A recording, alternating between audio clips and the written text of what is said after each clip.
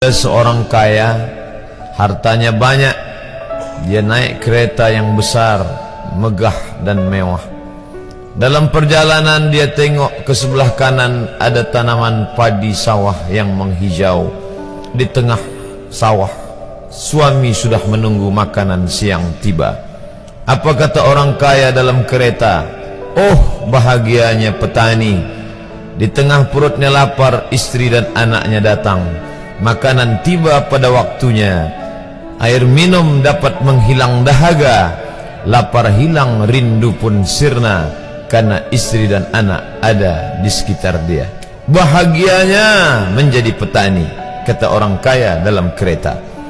Masa orang kaya berpikir bahwa dia tidak bahagia? Si petani yang bersama anak di pondok tua itu pula memandang orang kaya di atas kereta. Apa kata dia?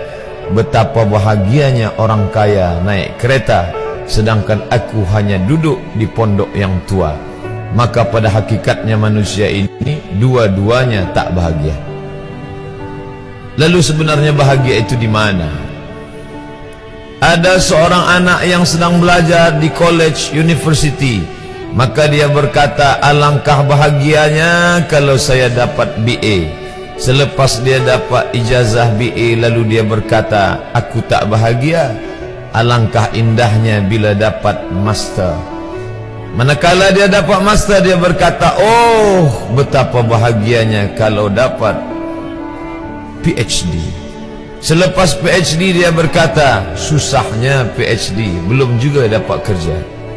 Selepas dapat kerja dia berkata, alangkah bahagianya kalau menikah.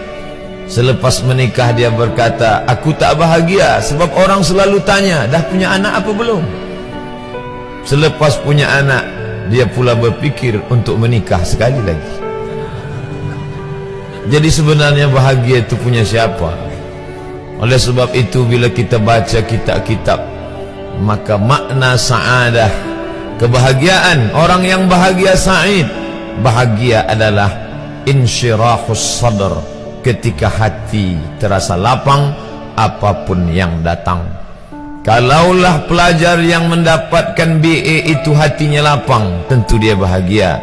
Kalaulah petani yang berada di tempat rumah tua itu hatinya lapang, tentulah dia bahagia.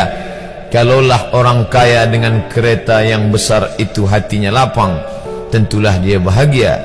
Itulah mengapa Musa alaihi salam di tengah kesusahan hatinya akan melawan ayah angkat bernama Fir'aun, dia minta hati yang lapang. Kita semua baca doa itu, Rabbi syrahli, lapangkan dadaku. Itulah mengapa kakinya pecah berdarah, giginya patah, pelipisnya pecah meneteskan darah, tapi dia tersenyum bahagia kerana hatinya lapang. Allah sudah lapangkan hatinya. Apa kata Allah untuk dia? Alam nashrah laka sadrak. Itu beza Muhammad dengan Musa. Musa meminta, Rabbi shrah li sadri wa yassir li amri wahlul 'uqdatam min lisani yafqahu qawli. Sedang Muhammad tidak meminta, belum meminta, Allah dah bagi pada dia. Apa kata Allah? Alam nashrah laka sadrak wa wada'na anka wizrak alladhi anqadha dhahrak wa rafa'na laka dhikrak. Bila kau dalam keadaan susah, dua kali Allah ulang, fa inna ma'al usri yusra, inna ma'al usri yusra. Hati lapang itulah yang membuat Haji Abdul Malik Karim Amrullah Buya Hamka tersenyum di dalam penjara. Penanya berjalan perlahan tapi pasti, maka keluarlah tafsir Al-Azhar.